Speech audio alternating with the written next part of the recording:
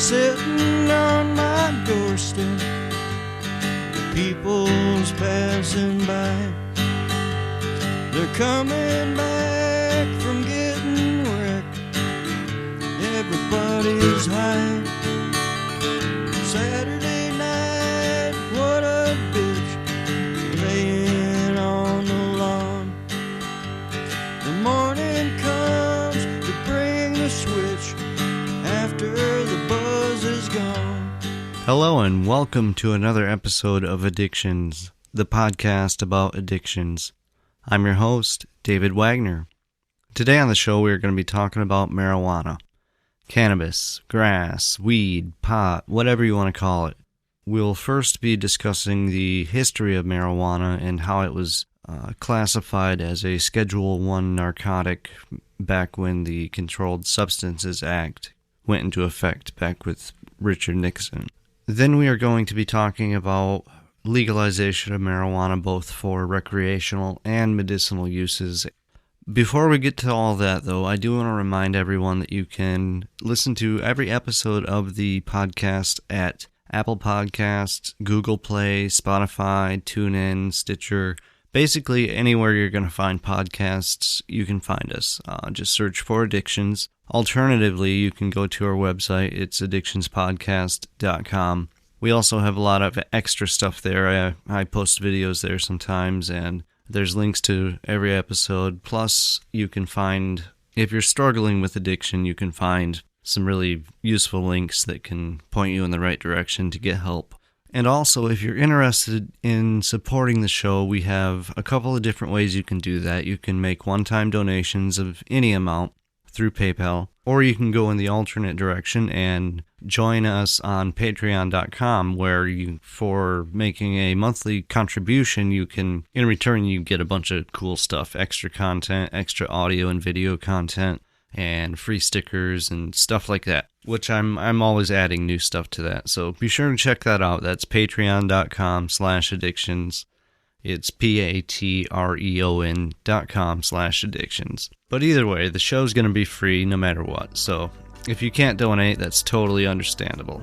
Now, with all that crap out of the way, let's get this thing on the road.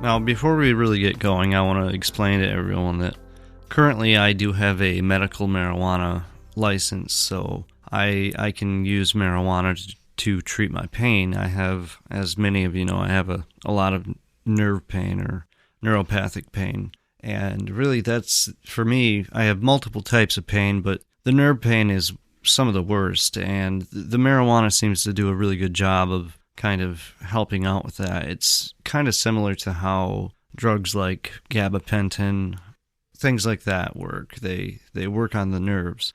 Now, I don't personally know the science behind how marijuana or THC can do that, but for me it works, and it's a hell of a lot better than throwing 3 Norco 10 milligram pills down my throat, definitely. But, when I was a kid, I smoked pot. I've smoked pot for a long time, and I actually got my medical marijuana license, I would say, probably 4 years ago now. And, I've never looked back because it really does help. Now, I'm not saying that it's healthy to inhale burnt plant material into your lungs. That's probably not a good idea. So when I can, I try to use edibles, but there are times where I do smoke it. To me, it's not really addicting physically, it's addicting mentally, psychologically.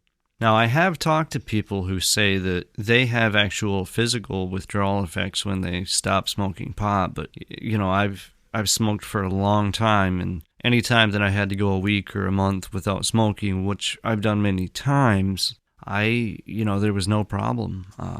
I might be a little irritated or annoyed with things, but besides that, it's really nothing. Especially when you compare it to things like opioid withdrawal, because that is insane, as many of us know. But again, what works for me isn't necessarily going to work for the next person. We are all different biologically, and that can play a role in many different drugs, beyond marijuana even. There's a small percentage of people who just don't get anything from opioid-type medications. Nothing at all. I find that kind of interesting, actually. Now, when we are looking at the prohibition of marijuana, we should know that the Controlled Substances Act of 1970 did not really criminalize marijuana exactly. The Controlled Substances Act mainly just put all of these different substances and drugs into the schedules that we were just talking about. There were already laws that prohibited marijuana on a federal level in existence long before the CSA went into effect. In fact, federal marijuana prohibition has been in effect since around 1937 with the Marijuana Tax Act, which effectively prohibited marijuana on a federal level, whether it's possession or just use of marijuana. Individual states, however, had already outlawed marijuana as early as 1911 in Massachusetts and 1913 in California. And by 1933, 29 states had criminalized the use or possession of marijuana, some of which, like Texas for example, carried a life sentence for just possession of marijuana. Which, I don't know, life in prison for having a joint on you seems kind of a little bit over the top, in my opinion. But it would not be long before the tide began to turn. Very shortly after the Controlled Substances Act was introduced, states began decriminalizing the possession of marijuana. For instance, in 1973, only 3 years after the CSA went into effect, Oregon decriminalized possession of marijuana up to an ounce and basically would just fine people that were caught with marijuana a $100 fine. 16 more states would decriminalize the possession of marijuana through 1982 until Alaska actually recriminalized marijuana in 1990 for whatever reason. I'm not sure exactly. I believe it was a voter initiative, so the people were pushing for it to be recriminalized. Eventually, the proponents of legalizing marijuana kind of repackaged their idea on things and started pushing for medical laws allowing people to possess cannabis for medicinal purposes. And in 1996, California became the very first state to legalize marijuana for medicinal purposes. 2 years after California legalized for medicinal purposes, Oregon, Alaska, and Washington all legalized medical cannabis through a ballot measure. Nevada also passed a medical cannabis initiative, but it required a second approval in 2000 to become law, and this was in 1998. As of now, 2018, there are currently 29 states where marijuana is legal for medicinal purposes, and there are 9 states where it's legal for recreational use. And one of the 9 states where marijuana is legal for recreational use, it's not really a state, it's the District of Columbia. It's Washington, D.C., our nation's capital. And that really kind of blows me away. It strikes me as being very odd because here we have a federal government who sees marijuana as a Schedule I narcotic, in the same ranks as heroin. But yet it's legal for recreational use in our nation's capital, Washington, D.C. That just seems really strange to me. Taking a look at the medicinal possibilities of marijuana, and this is all information that I've sourced from Wikipedia, drugabuse.gov, and from the National Institute of Health's websites. But research and studies, along with clinical trials, clearly show that marijuana indeed holds some very real medicinal properties. In fact, there are over 60 U.S. and international organizations which support granting patients immediate access to medical marijuana under a doctor's supervision. There are even studies that suggest that medical marijuana may reduce the use of prescription opioids and overdose deaths. Unfortunately, researchers do not yet have enough data to 100% confirm this. But personally, I would bet all my money on it. Definitely. Now, the way that marijuana works as a medicine is through chemicals contained in the plant called cannabinoids. Scientists know of over 100 cannabinoids in the plant itself, but in medicine, only 2 of those cannabinoids are being focused on, THC and CBD. The human body even produces some of its own cannabinoids, which play a role in thinking, memory, pleasure, appetite, and even pain. Studies done by the NIH, the National Institute of Health, and many other organizations have shown that THC can increase appetite, reduce nausea, and decrease pain and inflammation. CBD does not seem to be psychoactive, and therefore it does not get people high, but still CBD works very well at reducing pain and inflammation, but it can even help in controlling seizures caused by epilepsy. And as a medical marijuana patient myself, I can tell you that for my neuropathic pain, it works. I will be honest, and I will admit that there are other types of pain that come from the same injury, the same car accident injury, that the medical marijuana really doesn't help with all that much. But that pain that I have, nothing really seems to help all that much with it. But I am happy that I get at least the relief for the nerve pain that I'm experiencing. And of course that I'm no longer addicted to opioids. Now, to qualify to become a medical marijuana patient, at least here in my state of Michigan, you need to have one of the following conditions: cancer, glaucoma, HIV or AIDS, hepatitis C, Lou Gehrig's disease, or ALS, Crohn's disease, Alzheimer's disease, nail patella syndrome, which I'm not sure what that is, post-traumatic stress disorder, or PTSD, or a chronic or debilitating disease or medical condition that produces one or more of the following: severe and chronic pain, severe nausea, or seizures, including those characteristic of epilepsy. Now, these conditions will vary state to state, and if you are curious if you qualify for becoming a medical marijuana patient, you can simply go to Google and type in the name of your state and the words qualifications to become a medical marijuana patient or something like that, and I'm sure that you will find exactly what you are looking for. Now, when we look at the legalization of marijuana for recreational purposes, there are a couple of issues that come up. Obviously, one of them being that easier access to marijuana may lead to more and more children and teenagers experimenting with marijuana. But when we look at the data, so far, we do not see that. In states like Colorado, one of the first states to legalize for recreational use, and to a lesser extent California, studies have shown that they do not see an increase in the youth use of marijuana. The data simply doesn't reflect that fear.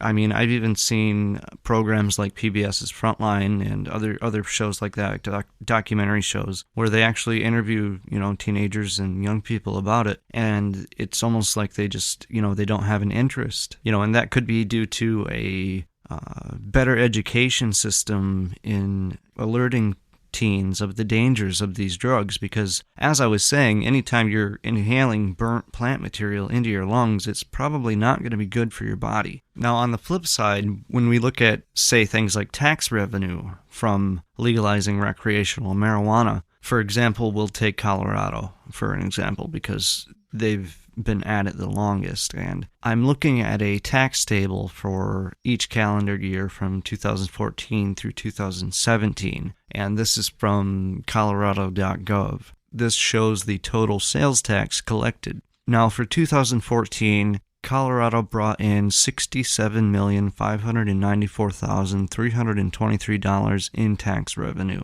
The following year, in 2015, the tax revenue was $130,411,173.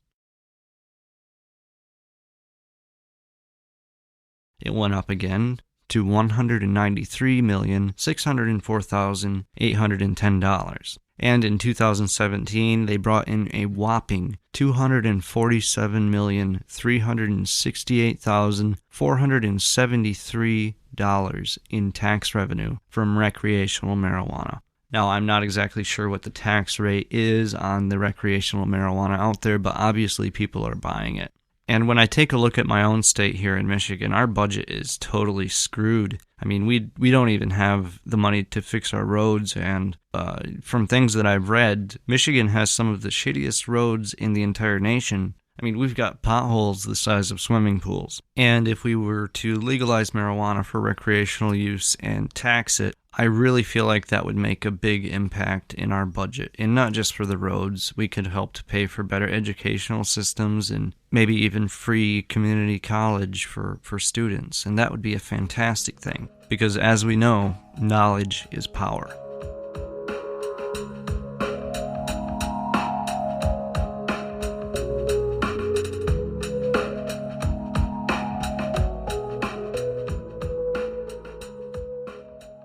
Our final topic on this whole marijuana thing is this: addiction and withdrawal. While there are many somewhat misleading resources, there's also a lot of good information out there on the internet. The truth is really simple. Biologically, we are all different. For some people, when they stop eating chocolate bars, sure, they still want chocolate, but they don't have physical sickness for weeks after no chocolate. To a degree, I feel like with marijuana, this is very similar. Studies from the NIH and the WHO, or World Health Organization, support the fact that for some people, marijuana withdrawal can be physical, while in some individuals it is slightly psychological. For myself, if I go a month or so without marijuana, I feel absolutely zero physical withdrawal symptoms. Like I said, I may get a little bit irritable, but that's about it. I can pick it up and I can put it down. Opioids, however, I get physically sick for days, weeks, months, hell, even years after quitting. In fact, I'm still dealing with post-acute withdrawal syndrome from my 7-year-long opioid addiction. Marijuana just does not do this to people. And in fact, there has never been even one single death attributed to marijuana overdose. According to the Australian Government Department of Health, it's estimated that a person would have to smoke roughly 19 pounds of marijuana in 15 minutes or less to overdose on cannabis. Now, 19 pounds, a pound is 16 ounces. You do the math. Simply put, that's just impossible. But do not get me wrong.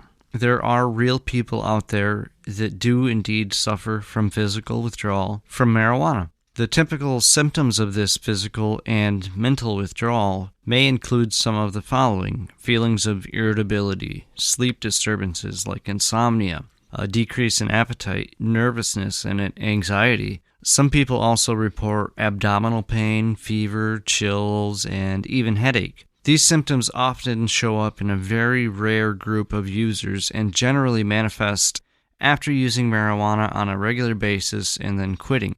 One really true anecdote that I would like to share comes from my father. And this is a man who has smoked marijuana regularly for well over 40 years, and he has willingly stopped smoking marijuana cold turkey for months at a time due to certain medical conditions. But during those times, he had absolutely zero physical withdrawal symptoms. And again, I'm not throwing shade or discounting those of us who do experience physical withdrawal from marijuana. But as I said earlier, what works for some may not work for others, and that above all, governments need, now more than ever, they need to loosen restrictions on studying marijuana so that we can really get to the bottom of this thing and possibly start improving more and more people's lives. As always, I cannot thank you all enough for listening, and hey, I would love to hear from you, our listeners. Shoot us an email and say hi. You can send emails to us at theaddictionspodcast@gmail.com.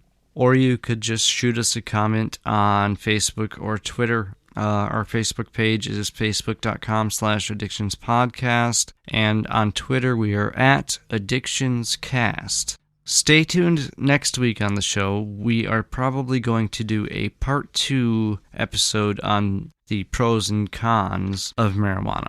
So stay tuned for that. Again, feel free to drop us a line at theaddictionspodcast.com. And if you listen to the show on Apple Podcasts, be sure to leave us a rating and a review, and we will totally give you a shout out on an upcoming episode. Until we talk again, never quit quitting. You spent your money freely, then you smashed your only car.